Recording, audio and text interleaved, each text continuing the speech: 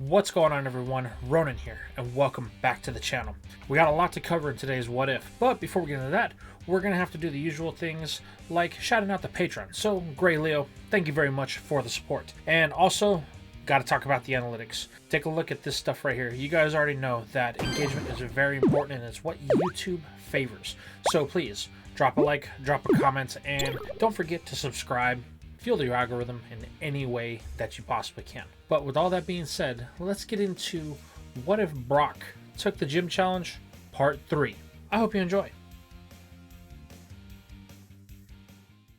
We open up today's part a week removed from the events of the previous one. The school has been rather quiet as of late. However, there are low murmurs of what happened between Brock and Giselle. A lot of the more unpopular kids have it in their heads that Brock was able to beat the child prodigy, while the more socially acceptable ones all know the truth as Giselle has laid it out. She was able to beat that boy, no questions asked, and she was able to trick him into battling her unsanctioned, playing herself as the victim so that way he can get expelled. And the way Giselle sees it, her plan went off without a hitch. After all, nobody's come to talk to her, and Brock hasn't been seen. So everything must have happened exactly the way that she had said. However, there is one among the ranks that don't believe anything that Giselle says. Never has and never will. And that's his best friend Joe. He's been frantically looking for Brock over the last week, unsure of what's happened to his friend. But he knows all the rumors, no matter which class of people they're coming from, are not true. He knows for a fact he was able to get that match validated before it was found out. So everything that Giselle says is a lie.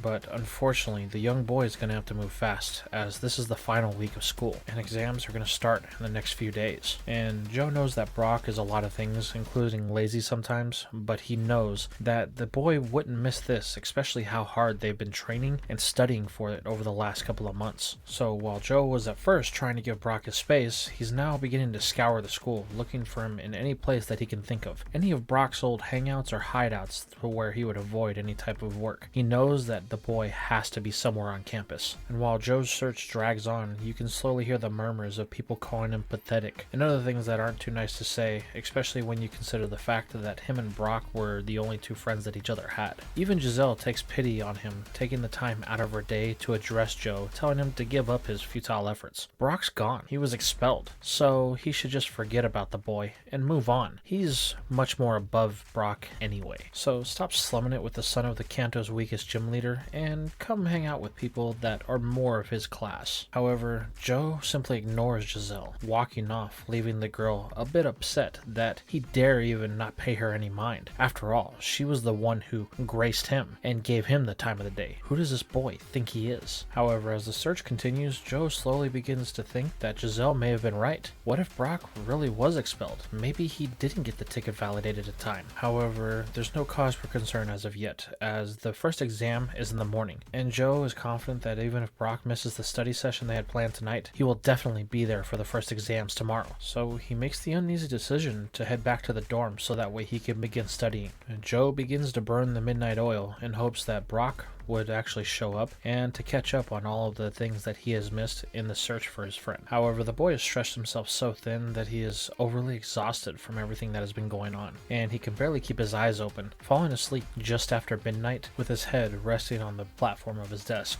This is going to end up costing the boy, as he didn't set an alarm to wake up in the morning, and as Joe hears the scrambling of footsteps outside of his door, he slowly begins to awaken, realizing what time it is. He's got less than 10 minutes to get to his exam. Realizing Brock didn't show up, he puts faith in the fact that his friend will be at the examination. So he decides to get ready as quickly as he possibly can, rushing out the door. With a little bit of luck and the grace of Arceus, Joe is able to barely make it inside of the room before they lock the doors, preventing anybody else from entering. Looking a bit disheveled and feeling a bit overwhelmed, Joe begins to look for a seat to sit down in. However, as he walks through the examination room, he surveys across the crowd, trying to find any signs of his friend. But Brock is nowhere to be found. The only thing that catches Joe's eye is Giselle with her little group of flunkies sitting in the corner, giggling to themselves, almost like they're proud that Brock isn't here. This causes something to stir inside of Joe. It's a feeling that he doesn't normally stress, and it's that of anger. Sitting down, the boy powers through his test, not really reading the answers completely, just marking the best thing that his brain can possibly come up with the possible answer for, which could possibly lead to some wrong answers. And this is proven when Joe, even though he was the last one in the room, is able to finish before everybody else else as he darts up from his desk and walks down to the teacher's desk before slamming the test down in front of the teacher and storming out of the room without saying anything, leaving the educator a bit stumped about what just happened. However, when we follow up with Joe, we can see that he is walking with a purpose. He has one destination in mind, and that's the office of the headmaster. Bursting in the room, Joe begins to babble incoherently as the headmaster is trying to piece together what he is asking. However, the boy refuses to slow down to let his words make sense as days upon days of frustration begin to outpour from his mouth. Having been an educator for many years, the headmaster just lets Joe ramble on until he's forced to finally take a breath to prevent himself from passing out. Alright, now that you've calmed down a bit, please, young man, explain what the meaning of this is. With a deep sigh of frustration, Joe begins to lay it all out, slowly, so that way the headmaster can keep up. The entire story culminating with Joe asking the question of why they expelled Brock. He had a sanctioned battle. I have the slip right here to prove it. This is where the headmaster steps in, asking Joe what he's talking about. They never expelled Brock. They had no reason to. This catches the boy a bit off guard, to which the headmaster notices, inquiring about why the boy asks all of these questions. Joe goes on to explain that he hasn't seen Brock in nearly a week, and he just missed his first round of exams. At first, he thought it was because Brock had gotten expelled, but now you're telling me that he didn't, so where did he go? The headmaster explains that this is quite the conundrum, but it's not uncommon for students to get overwhelmed when it comes to the finals for the year, so they decide to drop out and have their parents come pick them up. However, Joe is adamant that Brock would not have left. They had a pact together. They were going to help each other pass, that way they can make it to year 2. The headmaster doesn't know what it is, but the conviction in Joe's voice causes him to pick up the phone off his desk and make a call down to the attendance department. He wants to know if Brock was withdrawn from school. However, when it comes back that Brock is still considered an active member of the student body, red flags go up, and the headmaster decides that it may be time for them to investigate a little bit further. So he decides to dig a little bit deeper, requesting that Joe tell him more about Giselle and the interactions that she's had with Brock. Now we shift perspective to the lunchroom, as all the exams have finished for the day and the kids were given an early out so that way the teachers would have time to grade them. Giselle is sitting at the popular kids table with her group of cronies as they all talk about the test that they had and if they passed or not, to which Giselle is 100% confident that she aced everything with 100%. But the safe can't be said for her horde, as they all sigh, having a feeling that they may have failed a couple of their tests and may have to take summer school in order to make up for it. Well, you're going to want to make sure you do that. After all, you don't want to be stuck in year 2 again, because then you'll be no better than the year 1s that we have now, Giselle says, with a smirk and a tone of superiority in her voice. However, her brief moment of celebration over her flunkies when 2 shadows are cast over her from behind. Turning, Giselle sees what she would refer to as rent-a-cops, campus police who in her eyes have no real authority to do anything. She tells the men that whatever their problem is, it doesn't concern anybody at this table, so they need to go find the right person. However, the 2 stand resolute, demanding that Giselle come with them. The headmaster wants to see her about the person known as Brock. Immediately, the young girl's heart jumps into her throat as she's afraid that she may have been discovered. As she begins to follow the 2 rent-a-cops, as she calls them, low murmurs begin to echo throughout the lunchroom, as Giselle is normally the type of person that wouldn't be caught dead with any rent-a-cops like these 2, and the sheer embarrassment that she is feeling right now is enough for her face to turn red, as the only thing she could think of doing is wanting to keel over and die. A mere moments later, Giselle finds herself standing in the office of the headmaster. However, for her, it felt like an eternity. This is where the headmaster asks one simple question. I would like to talk to you about the whereabouts of the student known as Brock. And now we're going to change perspective, as the one person that we've been talking about this whole time finally comes into view, as Brock stands on the outskirts of his home city, Pewter. Looking down, the boy sighs, a very deep sigh. He didn't think that he would be back here so soon, and now that he's flunked out of the school, what is he going to tell his dad, especially after all the money he just put into it? With no other choice and no other place to go, Brock slowly trudges his way down into the town, dreading every step along the way. Eventually, the boy finds himself at the front door of the gym. He reaches forward with hesitation, opening the doors to announce that he has returned. However, the gym is vacant. There's no one inside. There must not be any challengers for the day. However, the boy knows that this isn't the end of his journey. If they're not at the gym, then his entire family's at home. So, hanging his head, Brock begins to slow trudging down the path to the house that he grew up in. While in reality, this isn't far, it seems like it's miles away for Brock, as he can feel the looming weight of disappointment getting heavier and heavier as he gets closer and closer. For a brief moment, Brock stops himself, and he considers any other option that he may have. The thought of him running away is a very real possibility for the boy.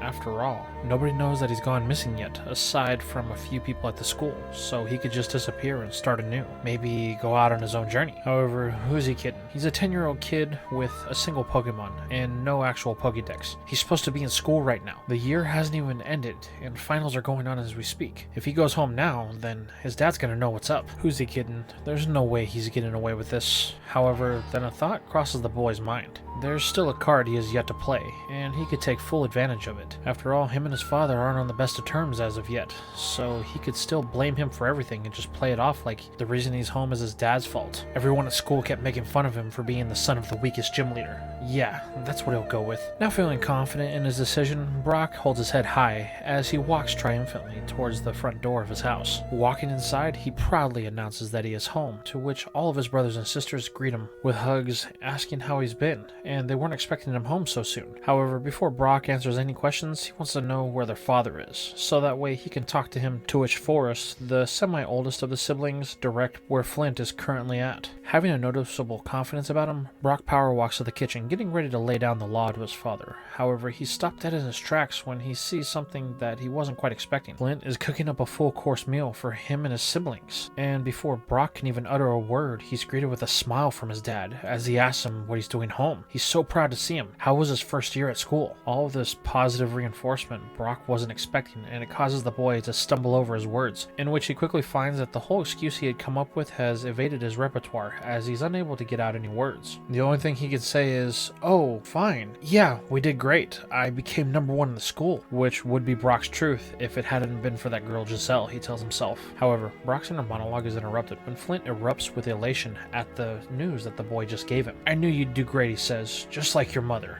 Able to do anything you set your mind to. But what are you doing home? I thought exams were this week." This is where Brock digs himself a deeper hole, telling his dad that he had aced all the exams, and because his scores were so good, they let him go home early. While all the other common people are still taking their exams, Brock got away, so that way he can come spend time with his family. This news just brings a sense of honor and accomplishment to Flint, something that he's never felt before. His oldest son has become a great student and possibly even a better trainer. He looks at Brock with a smile. "Maybe we can have a battle over the next couple of weeks until you go back to school. I'd like to see how much you've grown."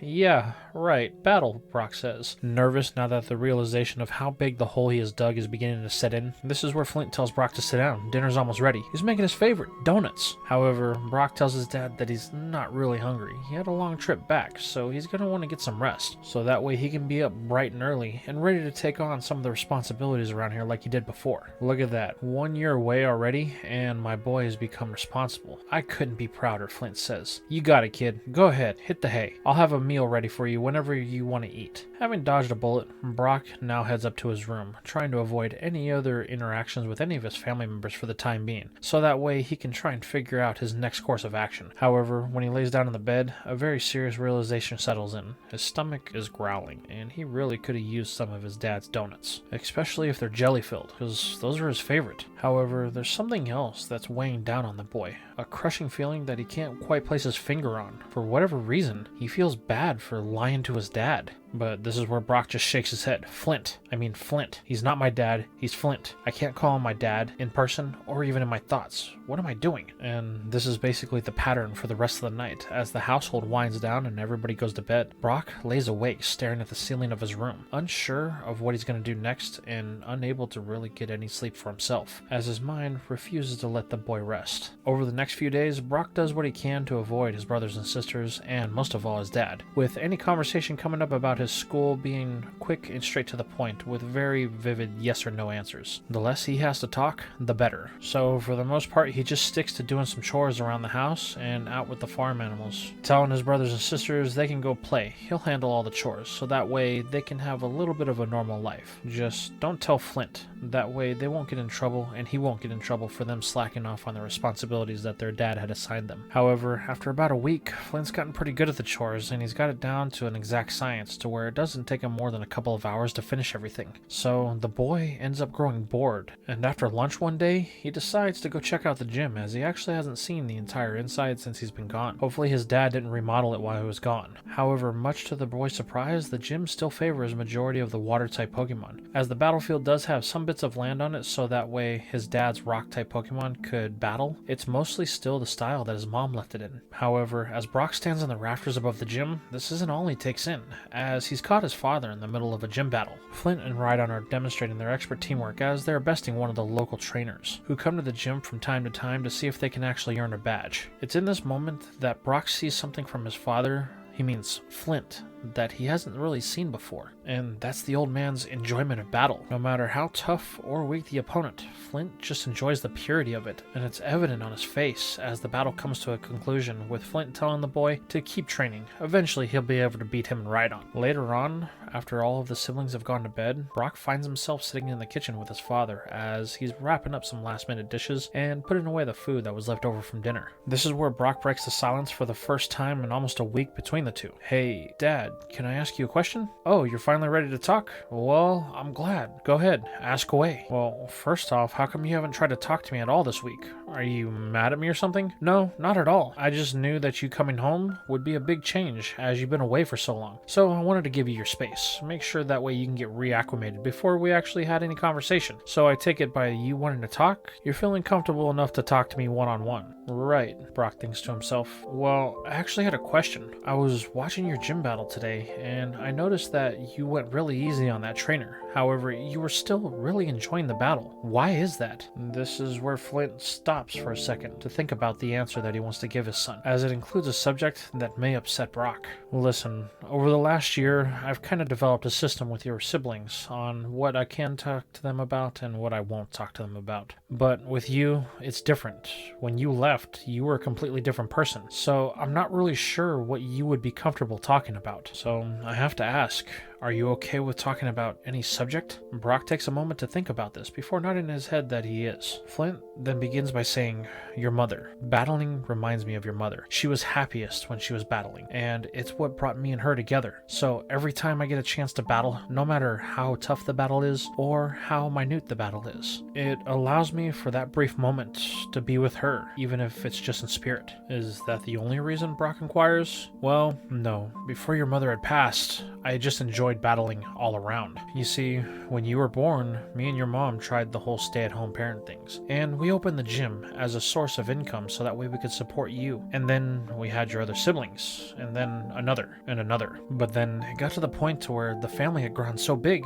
that we couldn't support you guys all on just a gym leader's salary. So your mom suggested that I headed back out on the road and start battling again. If I could win some major tournaments and find some rare items to collect some money, then it would make things a lot easier here." "Wait, so it was Mom who suggested that you go out on a journey?" "Yeah," Flynn says, even though I was against it at first. "However, when I left, while it did pain me to be away from you guys, I quickly found my knack in getting back into the swing of things, challenging major tournaments along the way." This is where Flint shows something to Brock that he had set up while he's been away. He leads him into one of the rooms that was one of Mom's old painting studios. After using the paint to finish up some of the projects that his mom had started in the house, Flint sold the rest of it and the room was left vacant, so he kind of turned it into a trophy room of sorts for himself. It's here that Brock can see every accomplishment that his dad had ever made. He has badges from Kanto, from Hoenn, from Kalos, from Sinnoh, and he even took something called the Island Challenge in Alola. But then something catches Brock's eye, something that appears to be completely out of place in this room of accomplishments. It's a piece of paper that's framed in a picture frame, hanging from the wall. "What's that?" Brock asks. Flint lets out a sigh. "That was my sponsorship letter when I tried to challenge the Galar League." "Sponsorship letter? What's that?" Brock asks. "Well, you see, out there in Galar, they do things a little bit different. In order to challenge their league, you have to get a sponsorship from somebody that's inside the organization of the Galar League. And if you don't get one, then you won't be able to officially challenge any of your gyms. Sure, you can lay a challenge to the gym, but if they don't recognize you as an official challenger, they may just laugh at you and tell you to go away." "So you actually challenged it then?" Brock says. "Well, yes and no," Flint responds. "You see, I had gotten a letter of endorsement from the chairman himself. However, I was in the midst of training because I had lost my first gym badge in the region when I had gotten the news that your mother had passed. So I dropped everything and I came home. And the rest is history," Flint says. It sounds like you regret that, Brock asks, to which Flint says, well, he would have liked to complete the gym challenge in Galler. After all, they're considered to be one of the strongest leagues in the world. However, you kids are more important. You are my life, and when you no longer had a parent here, I knew that it was my responsibility to come back. So I did. Brock notices that Flint is getting a bit choked up, to which his old man tells him, alright, it's time for bed. We got a lot of work to do in the morning, so let's get to sleep, that way we can get an early start. Later that night, Brock is laying in bed thinking about everything his father talked about, and how he could hear the pain in his voice when he had to give up his dream of challenging the Galler League to come home and look after the kids. This is where Brock has an idea, since he's not going to be going back to school. And then, suddenly, the boy shoots up out of his bed. He throws on his shoes and begins packing as quietly as not to wake any of his siblings or his dad. He then writes a note that he leaves on his bed, telling his dad that he got a call to go back to the school for a little while, as they wanted to talk to him about his next year's plan, and the possibility of wanting to be bumped up a grade. Then, Brock stealthily makes his way into 2 rooms of the house. The first one is his father's trophy room, as he silently opens the picture frame and grabs the letter, rolling it up and stuffing it into his bag. Then, the next room is going to be in his father's actual room. You see, all this talk about the strongest league in the world, Brock figures that he's gonna need a strong Pokemon. So, as he quietly sneaks past his dad, as Flint is snoring loud on the bed, Brock makes his way to the dresser drawer to where Flint keeps all of his Pokeballs. Inside, there is one in particular that he's looking for, and he is able to quickly find it, as it has been shoved into the back of the drawer, as it has yet to have been found a purpose for. Holding the ball in his hand, Brock thinks that Gyarados will be the perfect Pokemon to help him win this so-called Galar League. Then, the boy stealthily makes his way down the stairs and out the front door. In the dead of night, Brock takes one last look at his house before setting off down the trail, heading for the next port of Vermilion City. And this is where we are going to leave things for now. So tell me, how did you guys enjoy this part? What do you think is going to happen now that Brock is on his way to another region to actually take a gym challenge? How do you feel about the way I've set this up so far? And what's going to come of Giselle and Joe back at the Pokemon Institute? Let me know your thoughts of all this down below.